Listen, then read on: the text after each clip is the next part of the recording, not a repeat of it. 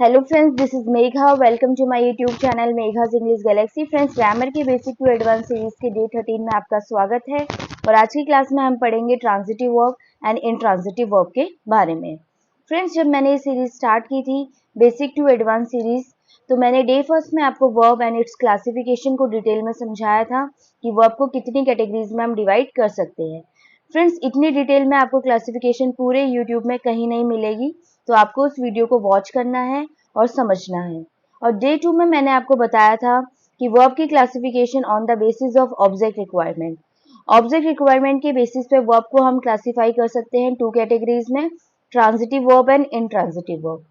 Friends, जब मैंने वो वीडियो आपको कराई थी तो मैंने आपको उस वीडियो में ऑब्जेक्ट के बारे में डिटेल में बताया था, और उसके बाद हमने जितनी भी वीडियोस थी उसमें सारी जो भी बेसिक सेंटेंस स्ट्रक्चर्स होते हैं उनको समझा, क्योंकि आप लोगों की डिमांड आई थी कि मैम पहले जो बेसिक्स है उसे कवर कर दीजिए। तो इसलिए मुझे वर्ब को वहीं पर ही रोककर बाकी जो टॉपिक्स है उन्हें कवर कराना पड़ा।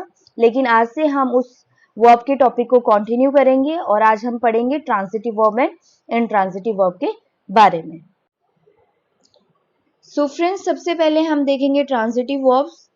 Transitive verbs that need an object for the sentence to express a complete thought। मतलब ऐसी verbs जिन्हें अपने complete thought को express करने के लिए object की need होती है। और transitive verbs को हम कैसे identify कर सकते हैं? अगर आपको transitive verbs को identify करना है तो आपको what और whom लगा के verb के बाद what और whom लगा के question पूछना है। अगर what और whom लगा के question पूछने पर आपको आंसर मिलता है तो इसका मतलब जो वर्ब है वो आपकी हो जाएगी ट्रांजिटिव वर्ब। तो चलिए देखते हैं कुछ examples. First example, we are studying English. हम इंग्लिश पढ़ रहे हैं।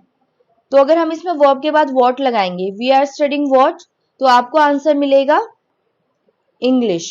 तो इसका मतलब ये जो वर्ब है यहाँ पे स्टडिंग, ये आपकी हो जाएगी ट्रांजिटिव वर्ब, क्योंकि इसके साथ इसके बाद हमें व्हाट लगाने के बाद आंसर मिल रहा है। Second example, he help the old man. उसने बुजुर्ग आदमी की मदद की। तो अगर हम इसमें लगाएंगे हेल्प के बाद व्हाट या whom, क्योंकि यहाँ पर्सन की बात हो रही है तो हम लगाएंगे whom। तो ही help whom the old man, तो आपको आंसर मिल गया, इसलिए जो आपकी हेल्प हो जाएगी ये भी आपकी ट्रांजिटिव वर्ब हो जाएगी।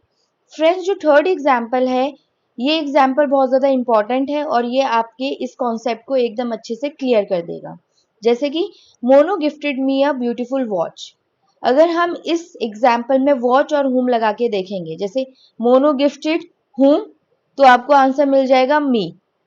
हुम लगाने से भी आंसर मिल रहा है। और अगर हम बोलेंगे मोनो गिफ्टेड वॉच, तो आपको आंसर मिल जाएगा ब्यूटीफुल वॉच। मतलब इस एग्जाम्पल में वॉच और हुम दोनों से हमें आंसर मिल रहा है। तो आप लोगों को लगेगा कि ये जो गिफ्ट है यहाँ पे वर्ब, इसके पास टू डायरेक्ट ऑब्जेक्ट्स है। ठीक है, जो फ्रेंड्स जो मोस्टली ट्रांजिटिव वर्ब्स होते हैं, मतलब जो ट्रांजिटिव वर्ब्स होते हैं, उन्हें कौन सा ऑब्जेक्ट चाहिए होता है अपने मीनिंग को एक्सप्रेस करने के लिए? Completely direct object. तो आप लोगों को लगेगा, क्योंकि यहाँ पे आपको होम से भी आंसर मिल रहा है और व्हाट से भी, तो आपको लगेगा जो गिफ्ट है यहाँ पे इसके पास टू डायरेक्ट ऑब्जेक्ट्स है, जबकि ऐसा नहीं है फ्रेंड्स। किसी भी वर्ब के पास, सेम वर्ब के पास टू डायरेक्ट ऑब्जेक्ट्स नहीं हो सकते। अगर उसके पास टू ऑब्जेक्ट्स है तो उसमें से एक डायरेक्ट ऑब्जेक्ट होगा और एक इनडायरेक्ट ऑब्जेक्ट होगा। फ्रेंड्स, अगर आपको ऑब्जेक्ट्स के बारे में नॉलेज नहीं है तो आप मेरी ऑब्जेक्ट वाली वीडियो को देख सकते हैं, उसमें मैंने डिटेल में सभी टाइप्स ऑफ ऑब्जेक्ट्स को समझाया है। अगर आपको अपने इस कॉन्सेप्ट को क्लियर करना है तो उस वीडियो को आपको ज़रूर से देखना है।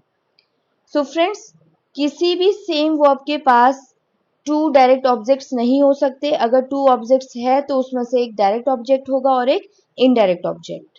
और ये ऐसी वर्ब जिसके पास टू ऑब्जेक्ट्स होते हैं, डायरेक्ट एंड इनडायरेक्ट, ऐसी वर्ब्स को हम बोलते हैं ditransitive verb. Ditransitive क्यों बोला जाता है? क्योंकि इनके पास टू ऑब्जेक्ट्स है, और एक इनडायरेक्ट ऑब्जेक्ट और एक डायरेक्ट ऑब्जेक्ट। सो फ्रेंड्स, जब आपके पास एक सिंगल ऑब्जेक्ट होगा तो वो डायरेक्ट ऑब्जेक्ट ही होगा हमेशा, क्योंकि जो आपका इनडायरेक्ट ऑब्जेक्ट होता है वो कभी भी डायरेक्ट ऑब्जेक्ट के बिना एग्जिस्ट नहीं करता। Indirect object does not exist without direct object and it receive the direct object. तो इसका मतलब जो पहले दो एग्जाम्पल है उसमें English and the old man आपकी डायरेक्ट ऑब्जेक्ट है, ठीक है। डायरेक्ट ऑब्जेक्ट का मतलब आपको समझना है तो आप उस वीडियो को वॉच कर सकते हैं, ऑब्जेक्ट वाली वीडियो। लेकिन जो थर्ड एग्जाम्पल है फ्रेंड्स, इसमें दोनों डायरेक्ट ऑब्जेक्ट नहीं हो सकते, इसमें से एक डायरेक्ट है और एक इनडायरेक्ट है। तो आप कैसे आइडेंटिफाई करेंगे कौन सा डायरेक्ट है और कौन सा इनडायरेक्ट? तो वॉट लगा के जो आपको आंसर दे रहा है इस केस में, जब दो एग्जाम्पल होंगे, जब दो ऑब्जेक्ट्स होंगे, तो वॉट लगा के जो आपको आंसर देगा वो डायरेक्ट ऑब्जेक्ट होगा, और हुम लगा के जो आपको आंसर मिलेगा वो आपका इनडायरेक्ट ऑब्जेक्ट होगा। फ्रेंड्स, वीडियो में आगे बढ़ने से पहले मैं आप लोगों से एक बात कहना चाहती हूँ। मैं चाहती तो मैं इस टॉपिक को सिंपल डेफिनेशन एंड एग्जाम्पल देके भी आपको करवा सकती थी, लेकिन फ्रेंड्स मैं आपको डिटेल में इसलिए कराती हूँ क्योंकि मेरी कोशिश रहती है कि आपको कोई भी डाउट या फिर कोई भी कंफ्यूजन ना रहे। मैं अपना 100% देती हूँ एंड आप लोगों से उम्मीद करती हूँ कि आप भी मुझे सपोर्ट करेंगे और मेरी इस वीडियो को ज़्यादा से ज़्यादा लोगों तक शेयर करेंगे, ताकि ये वीडियो उन सभी लोगों तक या उन सभी स्टूडेंट्स तक पहुंच सके जिन्हें एक गुड कंटेंट की नीड है। एंड फ्रेंड्स, आप लोगों के लिए एक होमवर्क है, आपको कमेंट सेक्शन में डाई ट्रांजिटिव वर्ब का एक एग्जाम्पल देना है। एंड चलिए आगे बढ़ते हैं। अब हम देखेंगे intransitive verb. Intransitive verbs, verbs that do not need an object for the sentence to express a complete thought. ये ऐसी verbs जिन्हें ऑब्जेक्ट की जरूरत नहीं होती अपना कंप्लीट थॉट या कंप्लीट मीनिंग को एक्सप्रेस करने के लिए, उन्हें हम कहते हैं intransitive verbs. जैसे कि फॉर एग्जाम्पल, फर्स्ट एग्जाम्पल देखते हैं, he was sleeping when I called, वो सो रहा था जब मैंने उसे कॉल किया। तो फ्रेंड, जब हम इस सेंटेंस में वॉट और हुम लगा के क्वेश्चन पूछेंगे, जैसे कि ही वॉज स्लीपिंग वॉट, वो क्या सो रहा था, ही वॉज स्लीपिंग हुम, वो किसको सो रहा था, तो कोई भी सेंस नहीं निकलेगा। इसलिए इस टाइप की वर्ब्स को हम कहते हैं इंट्रांजिटिव वर्ब, क्योंकि इन्हें ऑब्जेक्ट की जरूरत नहीं होती, जैसे कि यहाँ पर है स्लीपिंग।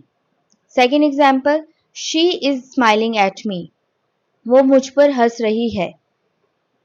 अगर हम इसमें भी वॉट और हुम लगा के देखेंगे, जैसे कि शी इज स्माइलिंग वॉट, वो क्या हंस रही है, शी इज स्माइलिंग हुम, वो किसको हंस रही है, कोई भी सेंस नहीं बन रहा। इसलिए स्माइलिंग भी अपने आप में एक इंट्रांजिटिव वर्ब है जिसको किसी ऑब्जेक्ट की जरूरत नहीं है। Third example, the kids are running in the park, बच्चे पार्क में खेल रहे हैं, दौड़ रहे हैं। तो इस एग्जाम्पल में भी अगर हम बोलेंगे the kids are running what, बच्चे क्या दौड़ रहे हैं या बच्चे किसको दौड़ रहे हैं, तो कोई सेंस नहीं बनेगा। इसलिए रनिंग भी आपका इंट्रांजिटिव वर्ब है जिसको ऑब्जेक्ट की नीड नहीं है। सो फ्रेंड्स, आपको इंट्रांजिटिव वर्ब का मतलब तो समझ में आ गया, लेकिन ये थ्री एग्जाम्पल्स में जो भी रिमेनिंग पार्ट है, जैसे कि फर्स्ट में व्हेन आई कॉल्ड, सेकंड में एट मी, थर्ड में इन द पार्क, ये सब क्या है ये जानना भी और ये समझना भी बहुत जरूरी है। एंड आप मेघाज इंग्लिश गैलेक्सी से पढ़ रहे हैं तो कुछ भी छूट जाए ये नामुमकिन है। तो चलिए जानते हैं ये सब क्या है। फ्रेंड्स, जो फर्स्ट सेंटेंस में व्हेन आई कॉल्ड है, ये है आपका एडवर्ब क्लॉज। एडवर्ब क्लॉज इसलिए है क्योंकि ये आपको कब का आंसर दे रहा है कि he was sleeping when I called, वो कब सो रहा था जब मैंने कॉल किया। एंड फ्रेंड्स, क्लॉज एंड इसके टाइप्स पर मैंने वीडियोस बनाई हुई है, अगर आपने वो वीडियोस नहीं वॉच किए तो आपको उन्हें वॉच करना है ताकि आपका ये जो कॉन्सेप्ट है वो और अच्छे से क्लियर हो जाए। सिमिलरली जो सेकेंड एग्जाम्पल है, इसमें जो मी है ये ऑब्जेक्ट तो है, लेकिन ये वर्ब का ऑब्जेक्ट नहीं है, ये प्रीपोजिशन का ऑब्जेक्ट है जो कि यहाँ पर है एट। और ऐसे ऑब्जेक्ट्स को हम बोलते हैं प्रीपोजिशनल ऑब्जेक्ट, जो कि मैंने ऑब्जेक्ट वाली वीडियो में डिटेल में आपको समझाया है। सिमिलरली थर्ड एग्जाम्पल में भी जो पार्क है, ये जो प्रीपोजिशन इन है उसका ऑब्जेक्ट है, इसलिए ये भी हमारा है प्रीपोजिशनल ऑब्जेक्ट। फ्रेंड्स, अगर आपने वो वीडियोस नहीं देखी है तो आपको सभी वीडियोस को वॉच करना है और अपने कॉन्सेप्ट्स को क्लियर करना है।